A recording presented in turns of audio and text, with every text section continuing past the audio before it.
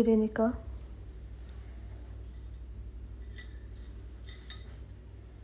قسط 65 تحریر گل۔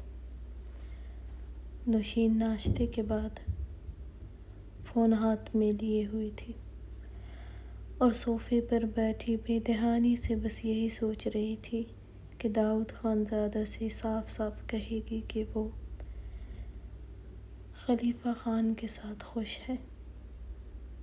خالہ نے نوشین کو دیکھ کر کہا، نوشین، میں شاپنگ پر جا رہی ہوں ملازمہ کے ساتھ۔ گھر کا کچھ سامان ختم ہو گیا ہے، اس لیے تم بھی چلو میرے ساتھ، اپنے لیے کچھ لے لینا۔ نوشین نے نفی میں سر ہلایا۔ خالہ، مجھے ابھی تو کچھ نہیں چاہیے، پہلے ہی آپ نے بہت کچھ دلایا تھا، اس لیے ابھی جانے کا بھی دل نہیں ہے۔ وہ عجیب سا محسوس کر رہی تھی، اس لیے بالکل جانے کا دل ہی نہیں کر رہا تھا۔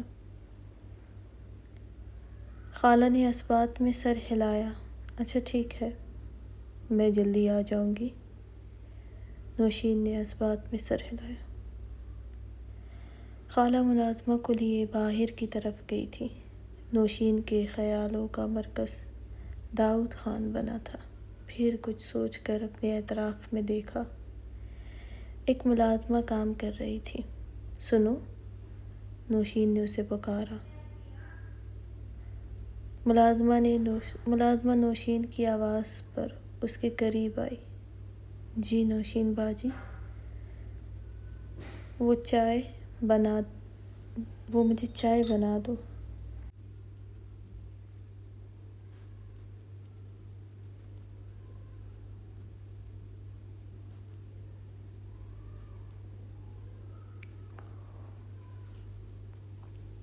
ملازمہ نے اس بات میں سر ہلاتے ہوئے وہاں سے گئی تھی۔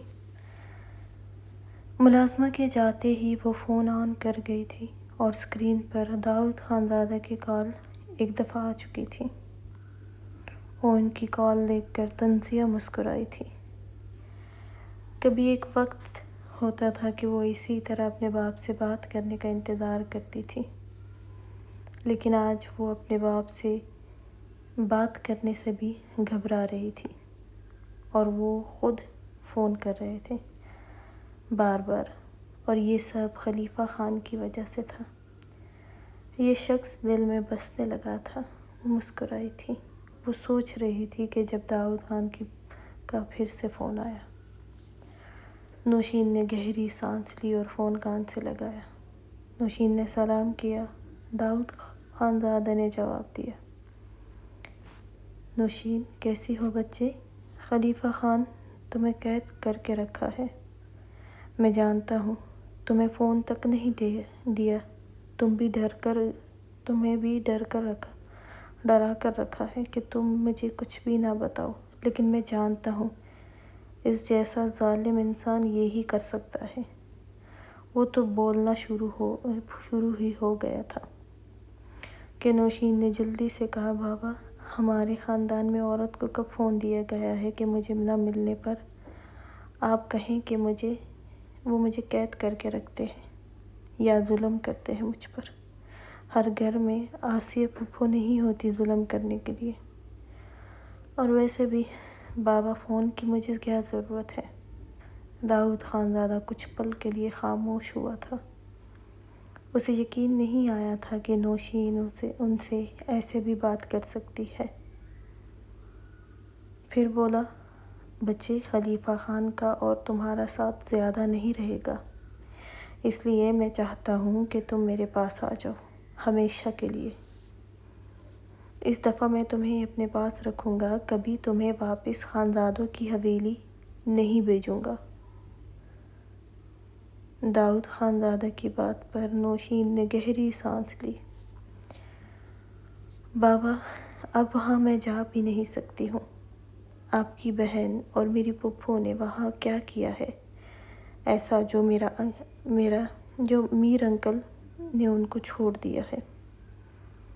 بابا جان، مجھے یہاں ہی رہنا ہے۔ میں خلیفہ خان کے ساتھ بہت خوش ہوں، وہ شوہر ہیں میرے، بلکہ میں اب ان کے بغیر رہنے کا تصور بھی نہیں کر سکتی ہوں۔ نوشین نے زور دیتے ہوئے کہا۔ اس لیے ان کو چھوڑنے کا اب مت کہیں۔ نوشین، جو میں دیکھ رہا ہوں وہ تم نہیں دیکھ سکتی ہو، تم سمجھ نہیں رہی ہو۔ داؤد خانزادہ ایک دفعہ پھر نرمی سے بولا تھا۔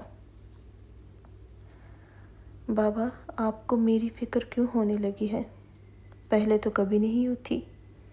پہلے تو میں ہفتوں انتظار کرتی تھی آپ کے فون کا، لیکن آپ کا فون نہیں آتا تھا، اور اب آپ کے پاس وقت بھی ہے میرے لیے، مجھ سے بات کرنے کے لیے۔ مجھے حیرانی ہے، پہلے تو کبھی میرے معاملے میں آپ کو بولنے کی کوئی دلچسپی نہیں ہوئی، پھر اب کیوں ہو رہی ہے؟ بابا، وہ سوالیہ انداز میں پوچھنے لگی۔ داؤد خانزادہ دانت پر دانت جماتے ہوئے کہا۔ نوشین، میں بہت آرام سے تمہیں سمجھا رہا تھا، لیکن تم نہیں سن رہی ہو، تو پھر ٹھیک ہے، اب میں خود لینے آؤں گا اور تم میرے ساتھ آؤ گی۔ میں تمہیں مار تو سکتا ہوں، لیکن وہاں خلیفہ خان کے پاس کبھی نہیں چھوڑ سکتا ہوں۔ میں آسیہ کو بھی جان اپنے ہاتھوں سے لوں گا، جس نے تمہیں اس خاندان کے لیے بنی کیا تھا۔ نوشین ساکت سی تھی داؤد خانزادہ کی بات پر، اور اندر سے خوفزدہ بھی ہوئی تھی۔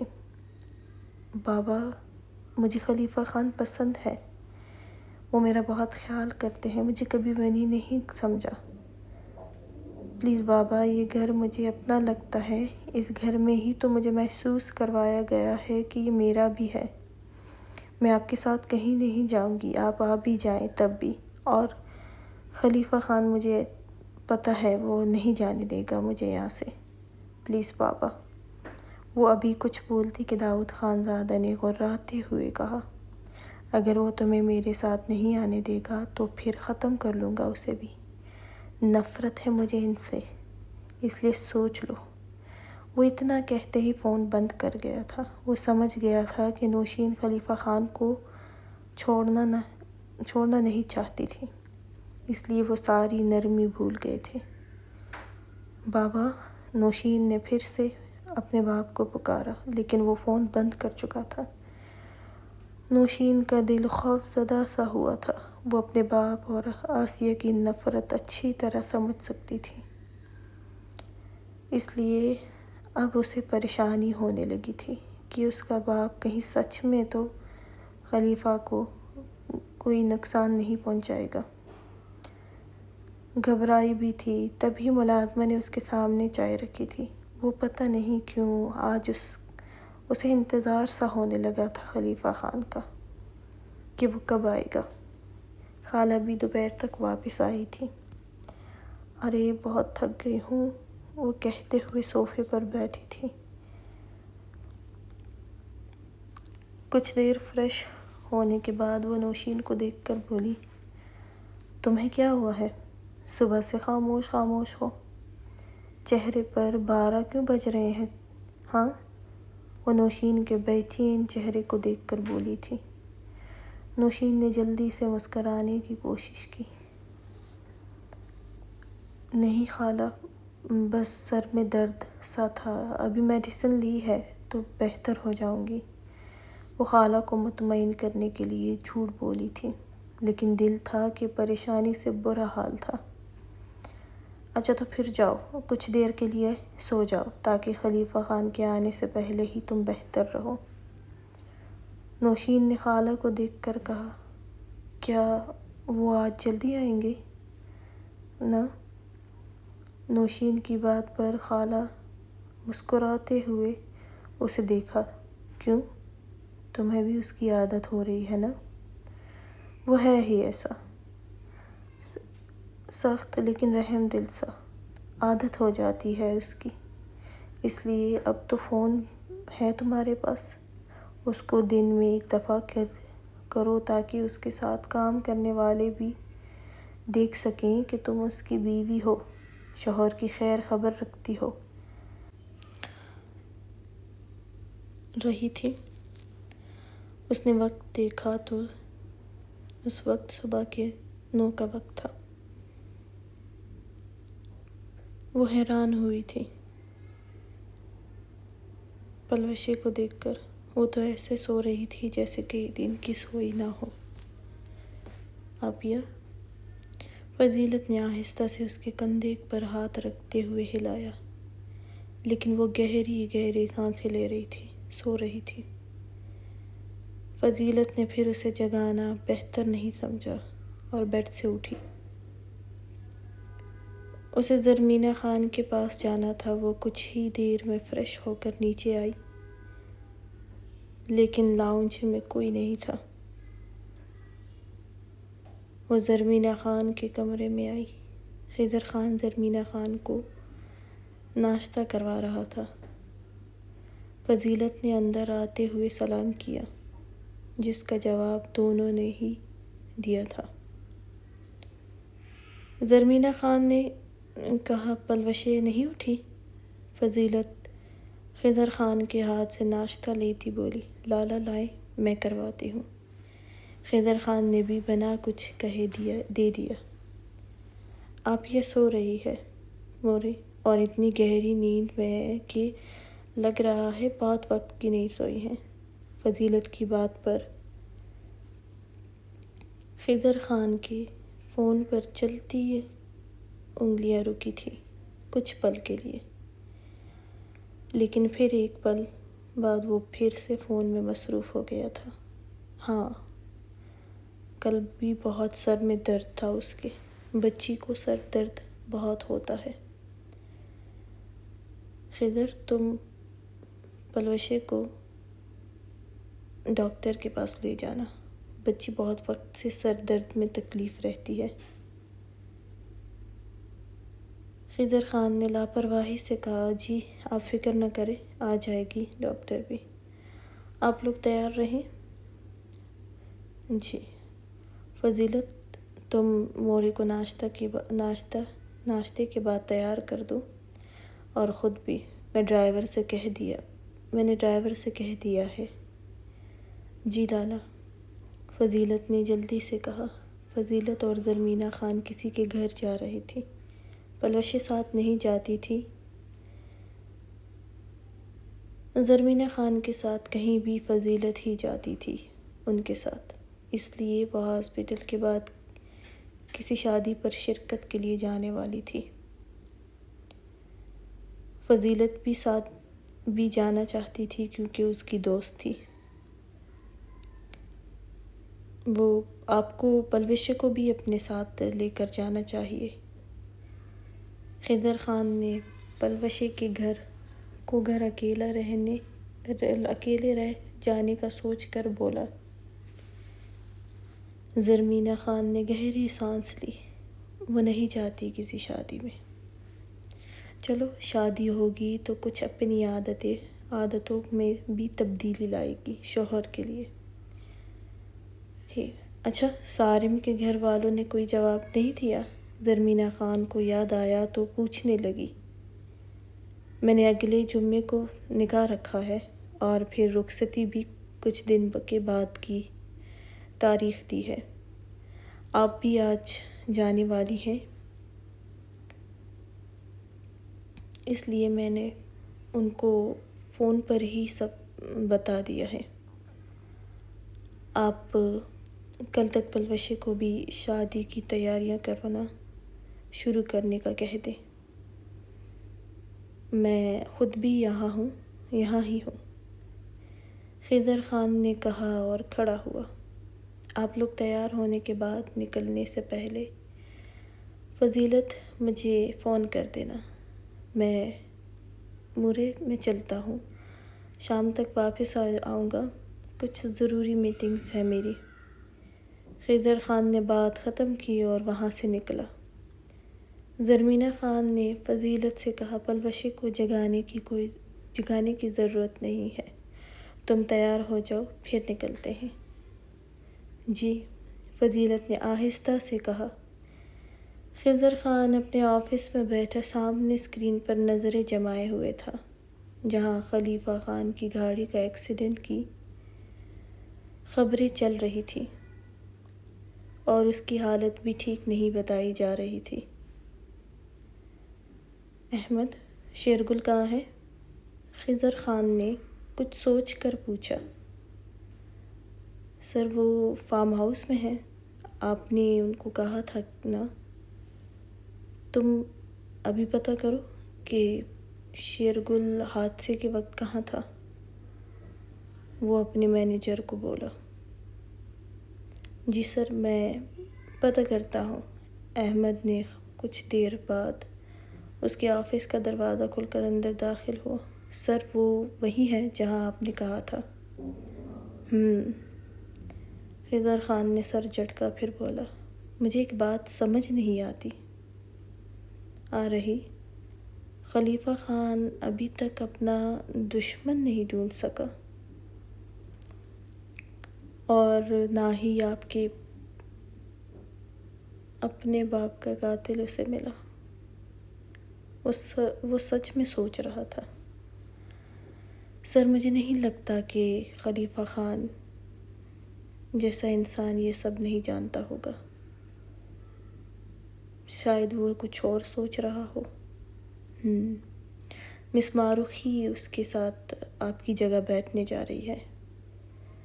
خضر خان نے اس بات میں سر ہلایا۔ اس کی خلیفہ خان سے کوئی دشمنی نہیں تھی، اس کی صرف خانزادوں سے تھی دشمنی۔ ٹھیک ہے، سارے ماجے پھر میٹنگ کرتے ہیں، وہ اپنے مینیجر سے کہتا ہوا فائل پر جھکا تھا۔ رات دیر سے وہ گھر پہنچا تھا۔ موسم بہت خراب تھا، بارش بھی بہت تھی۔ گھر میں بالکل خاموشی ہی تھی۔ فضیلت اور زرمین خان نے کل آنا تھا، وہ جانتا تھا، لیکن لاؤنج میں ہمیشہ کی طرح پلوشیں نظر نہیں آئی تھی، ورنہ وہ لاؤنج میں ہی ہوتی تھی۔ وہ جب بھی آتا اس سے کھانے کا لازمی پوچھتی تھی، لیکن آج وہ نہیں تھی۔ اسے بھی پرواہ کہاں ہوئی تھی کہ وہ نہیں ہے۔ وہ کمرے میں آیا اور ڈریسنگ روم کی طرف گیا، پھر کچھ دیر بعد کپڑے چینج کر کے وہ باہر آیا۔ ملازمہ سامنے ہی سیڑھیوں سے نیچے آتی نظر آئی تھی۔ خضر خان کو دیکھ کر چونکی تھی کہ وہ زرمینہ خان ساتھ نہیں گیا۔ خان جی، کھانا لگا دوں؟ خضر خان نے اس بات میں سر ہلایا۔ وہ ڈائننگ روم میں آیا اور کرسی پر بیٹھا۔ کچھ ہی دیر میں ملازمہ نے کھانا لگایا۔ اس کے سامنے کھانے کو ایک نظر دیکھ کر وہ بولا، کھانا کس نے بنایا ہے؟ ملازمہ تھوڑی بڑی عمر کی تھی، اس لیے بولی، خان جی، آج کا کھانا باورچی نے اپنی مرضی سے بنایا ہے، کیونکہ ہمیں نہیں پتہ تھا کہ آپ نے آنا ہے۔ وہ آپ کے لیے تو پلوشے بازی کے کہنے پر ہی بنتا ہے، اور دوسرا کوئی گھر میں بھی نہیں تھا۔ آج ہمیں پلوشے بازی نے نہیں بتایا تھا کہ آپ نے آنا ہے۔ وہ زیادہ آئلی نہیں کھاتا تھا۔ یہ تو آپ کو آتے دیکھ کر میں نے آپ کے لیے یہی کھانا لگوایا ہے۔ اگر آپ کہیں تو آپ کے لیے ابھی۔ وہ اتنا ہی بولی تھی کہ خضر خان نے نفی میں سر ہلاتے ہوئے کھانا شروع کیا، پھر بولا، آپ کو اتنی دیر تک جاگنے کی ضرورت نہیں تھی، آپ ابھی جا سکتی ہیں۔ وہ نظریں جھکائے ہی بولا تھا۔ یہ ملازمہ زرمینہ خان کے ساتھ والے کمرے میں ان کے لیے رہتی تھی۔ وہ واپس جانے لگی، لیکن رک کر خضر خان کو دیکھا، پھر بولی، خان جی، وہ پلوشے بازی آج پورا دن اپنے کمرے سے نہیں نکلی، اور ایسا کبھی نہیں ہوا تھا کہ وہ ایسا ہو۔ خضر خان کے چہرے پر ناگواری پھیلی۔ کوئی بات نہیں آئی تو، وہ لاپرواہی سے بولا۔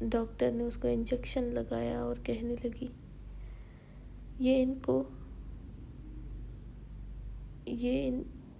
ان کو کمپلیکیٹڈ مائیگرین کی شکایت لگتی ہے، یہ عام بے ہوشی نہیں ہے، یہ کمپلیکیٹڈ مائیگرین کی حالت لگتی ہے۔ مریضہ کو ماضی میں مائیگرین کی شکایت رہی ہوگی۔ اگر بروقت دوا نہ دی جائے تو دماغ کے وہ حصے جو توازن اور ہوش کنٹرول کرتے ہیں متاثر ہو سکتے ہیں۔ اس کی سانسیں مدھم ہیں مگر جاری ہے۔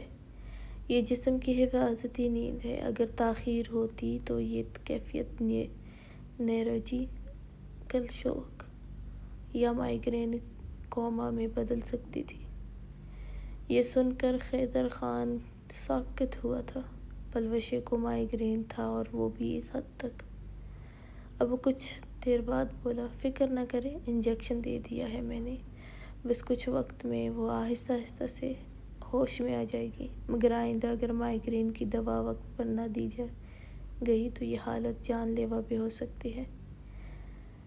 اس کے لیے بس ان کا خیال رکھنا ہے۔ ڈاکٹر اپنی بات پوری کرتی پھر سے کشمالہ کو چیک کرنے لگی۔ کچھ میڈیسن بھی سائڈ ٹیبل پر رکھی، پھر یہ ہوش میں آ جائیں تو ان کو یہ میڈیسن لینی ہے، یہ بہتر ہی رہے گی۔ خضر خان نے اس بات میں سر ہلایا اور ڈاکٹر کے ساتھ نیچے کی طرف گیا۔ کچھ دیر بعد وہ پلوشے کے کمرے میں آیا، سامنے ہی صوفے پر بیٹھا اور نظریں اس کے زرد چہرے پر جمائے ہوئی تھی۔ اب اسے لگا تھا کہ درمینا خان نے کیوں اس کو ڈاکٹر کے پاس لے جانے کا کہا تھا۔ وہ گہری سانس لے کر رہ گیا۔ اسے کبھی پتہ ہی نہیں تھا کہ اس کو مائیگرین ہے۔ بس اسے اتنا یاد آیا کہ درمینا خان اکثر پلوشے کے سر درد کی شکایت کرتی تھی۔ اسے اپنے الفاظ بھی یاد آئے تھے جو اس نے کہا تھا کہ دوسرے کے سر درد کے لیے ڈاکٹر کے پاس نہیں جاتے۔ دل میں کچھ لگا کہ اس کے الفاظ ٹھیک نہیں تھے، اسے ایسا نہیں بولنا چاہیے تھا، لیکن پھر سر جھٹک گیا۔ مرنے کا شوق تھا اس کو، اس لیے میڈیسن نہیں لی ہوگی۔ وہ اپنی کیفیت کو جھٹلانے کے لیے بڑبڑایا تھا۔ کچھ ہی دیر میں وہ بیٹھا ہوگا، پھر کھڑا ہوا اور باہر کی طرف بڑھا تھا۔ خلیفہ خان کے ایکسیڈنٹ کی خبر فارس علی کو بھی ہو گئی تھی اور وہ فوراً وہاں پہنچا تھا۔ خلیفہ خان اپنے فنکشن میں چیف گیسٹ کے طور پر جا رہا تھا اور اس کے بعد اس کی میٹنگ تھی، لیکن راستے میں ہی اس کی گاڑی کا ایکسیڈنٹ ہو گیا تھا۔ نوشین اور خالہ کو بھی پتہ چل گیا تھا۔ ڈرائیور نے خالہ کو بتایا تھا کہ ان کی گاڑی کا ایکسیڈنٹ بری طرح ہوا ہے۔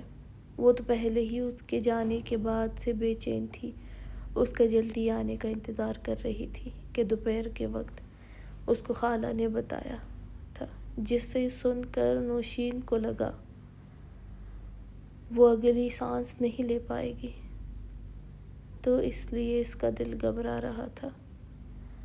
خالہ وہ ٹھیک ہے نا؟ وہ بمشکل بولی تھی۔ خالہ نے اس کی اڑی ہوئی رنگت دیکھ کر کہا، ہاں، تم پریشان مت ہو، ابھی وہ ہاسپٹل میں ہے، میں جانتی ہوں وہ ٹھیک ہے، ڈرائیور نے کہا ہے۔ نوشین کا دل تھا کہ کسی طرح چین نہیں آ رہا تھا اسے۔ خالہ آپ ان کو فون کریں نا کہ وہ کیسے ہیں پلیز، خالہ نے اس کی نم آنکھوں کو دیکھ کر کہا۔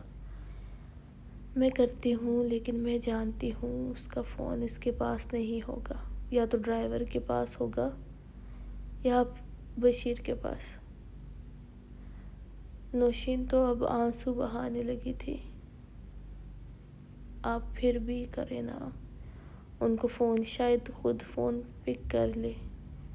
نوشین کا دل تھا کہ پریشانی سے دھڑکنے لگا تھا، بے چینی پورے وجود میں پھیل گئی تھی۔ سکون کسی پل محسوس ہو رہا تھا۔ خالہ نے فون کیا لیکن وہ پک نہیں کیا گیا تھا۔ پھر کیا، پھر بھی کوئی جواب نہیں دیا گیا تھا۔ خالہ نے روتی ہوئی نوشین کو دیکھا تھا، وہ بھی فون نہیں اٹھا رہا ہے۔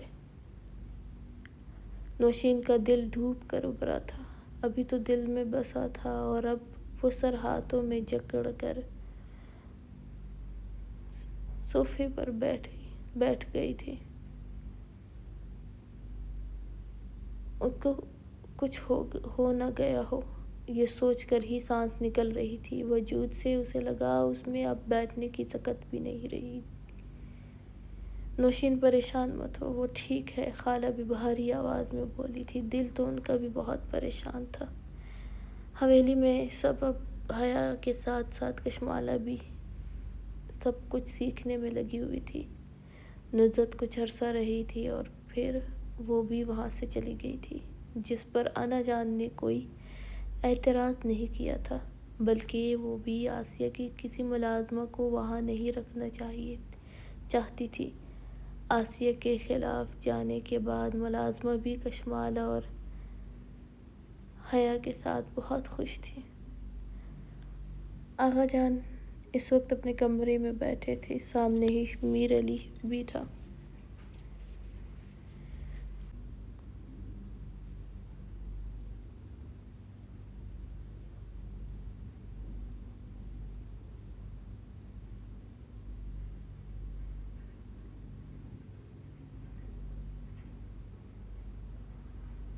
خان کے جہانگیر خان کے خاندان میں آغا جان نے اس بات میں سر ہلایا۔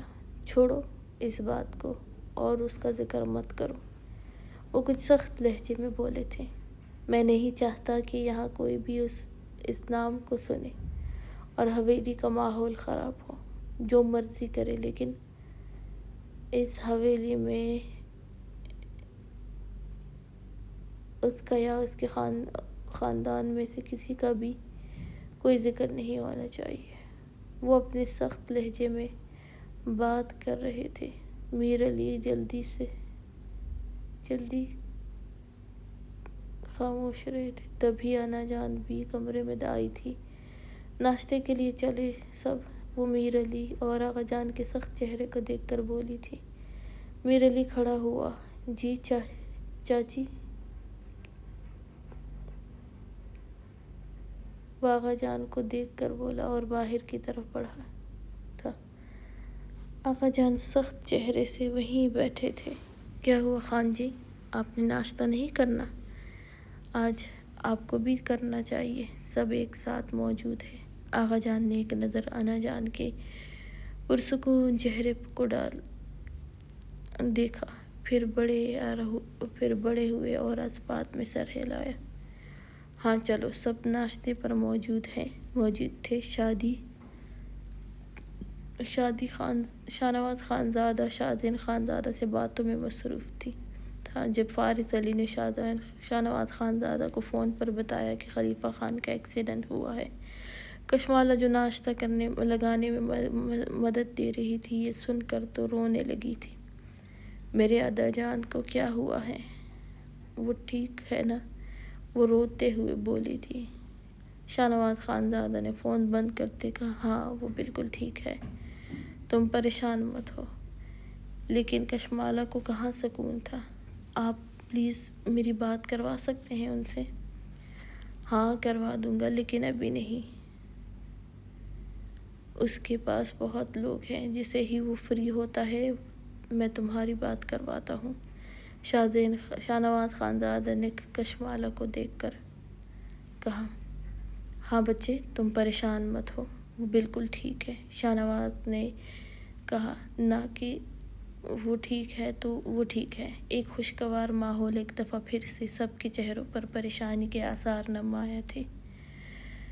جب سے سب کو پتہ چلا تھا کہ خلیفہ خان نے حیا کو بچایا تھا، تب سے وہ سب کے دلوں میں بس گیا تھا، اور اب آغا جان بھی پریشان ہوئے تھے اس کے ایکسیڈنٹ کا سن کر۔ کشمالہ کو روتے دیکھ کر شاہنواز خانزادہ نے کہا، اچھا یہ میں بات کرواتا ہوں۔ وہ کشمالہ کے فون کے آنسو صاف کرتے ہوئے بولا تھا۔ پلوشے کی آنکھ صبح کھلی تھی۔ کمرے میں تیز روشنی کی وجہ سے اسے آنکھ کھولنے میں مسئلہ ہو رہا تھا۔ بمشکل آنکھیں کھولی لیکن صاف کچھ دکھائی نہیں دے رہا تھا۔ اس نے سامنے دیکھا، خضر خان صوفے کی پشت پر سر ٹکائے بیٹھا تھا۔ پلوشے کو لگا وہ کچھ غلط دیکھ رہی ہے یا وہ ابھی بھی نیند میں ہے۔ سر میں اب بھی ٹھیس سی اٹھی ہوئی تھی جس کی وجہ سے وہ لب دانتوں میں دبائے اپنے سر پر کلائی رکھی۔ اس کو حرکت کرتے دیکھ کر خضر خان جو فون میں مصروف تھا سیدھا ہوتے ہوئے کھڑا ہوا اور اس کے بیڈ کے قریب آیا۔ کیا تم ٹھیک ہو؟ وہ کچھ قریب ہوتے بولا۔ پلوشہ اس کے چہرے پر کو ہی غائب دماغی سے دیکھ رہی تھی۔ پلوشے وہ کچھ تیز لہجے میں بولا تھا اور اس کی آواز پر پلوشے چونکی تھی لیکن سر میں درد ہونے کی وجہ سے کچھ نہ بول پائی اور سر پر ہاتھ رکھا۔ کیا اب بھی سر میں درد ہے تمہارے؟ اس کی آواز پر پلوشے کے چہرے کو دیکھتی آہستہ سے نفی میں سر ہلایا۔ بیٹھ جاؤ اور میڈیسن لو، کچھ دیر میں ٹھیک ہو جائے گی۔ پلوشے کے سخت چہرے کو دیکھ کر بمشکل اٹھنے کی کوشش کرنے لگی۔ جب اس سے نہ اٹھا گیا، خضر خان نے اسے بازو سے پکڑا اور بیٹھنے میں مدد دی۔ وہ بیٹھ گئی تھی لیکن بنا دوپٹے کے۔ خود کو دیکھا، پھر نظریں اپنے دوپٹے کی تلاش میں گھمائیں۔ وہ سامنے ہی نظر آیا تھا۔ اس کی نظروں کے تعاقب میں خضر خان کو بھی دیکھا۔ پلوشے اپنے کمرے میں دیکھ کر حیران بھی بہت تھی۔ خضر خان نے اسے میڈیسن دی جو اس نے جلدی سے نگلی تھی۔ وہ کچھ دور ہو کر کھڑا ہوا، ہاتھ سینے پر باندھے۔ پہلے کیوں نہیں بتایا تم نے ڈاکٹر کے پاس جانے کا جب اتنی تکلیف تھی تمہیں تو؟ پلوشہ نے نظریں جھکائے ہی کہا، سر درد کے لیے ڈاکٹر کے پاس جانا ضروری نہیں۔ وہ اسی کی بات اس کو لوٹا رہی تھی۔ خضر خان نے گھورا تھا اسے۔ تمہیں پتہ ہے تمہیں مائیگرین ہے؟ وہ سوالیہ انداز میں پوچھنے لگا۔ پلوشے نے اس بات میں سر ہلایا تو پھر میڈیسن کیوں نہیں لی تم نے؟ جب تمہیں پتہ ہے کہ تمہیں مائیگرین ہے تو یا پھر تمہیں وہ فضول محبت کا بخار دماغ میں بھی چڑھ گیا تھا اور اس کے نتیجے میں تم نے مرنے کا ارادہ کر لیا تھا۔ وہ اس کی محبت کا مذاق اڑاتے ہوئے غصے سے پلوشے نے غصے سے اس کی طرف دیکھا تھا۔ نہیں، مجھے بالکل مرنے کا کوئی شوق نہیں ہے اور نہ ہی محبت کے لیے مروں گی۔ محبت میں مرنے کا کیا فائدہ؟ مجھے تو محبت میں ہی جینا ہے اپنے شوہر کے ساتھ۔ آپ نے کہا تھا رات کو کہ میرا شوہر بہت محبت کرے گا مجھ سے، تو بس اب شوہر سے ہی محبت کروں گی۔ یہ کہہ کر وہ کھوئے انداز میں اس کے چہرے کو دیکھ کر چپ ہوئی تھی۔ خضر خان لب پہنچے اس کے قریب ہو اس کے چہرے کو ہی دیکھ رہا تھا۔